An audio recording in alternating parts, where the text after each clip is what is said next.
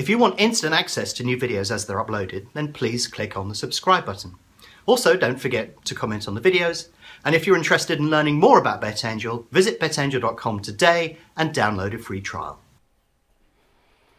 So I was just recording a quick video here, and it looks like I'm not going to be able to exit. This is just a demonstration I was doing. But there's a little trick you can use when you're right on the money with something, and that is that put your closing order in, click on Take SP All, and what will happen is when the market goes in play, you will definitely exit your position. It could be any one of these values up here.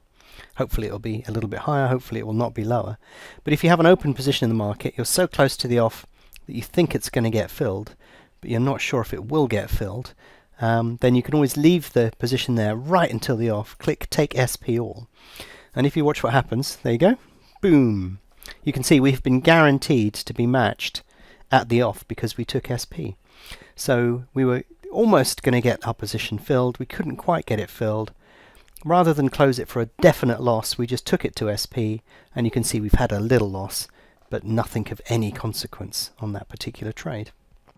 If you're interested in learning more about BetAngel, visit betangel.com and download a free trial today.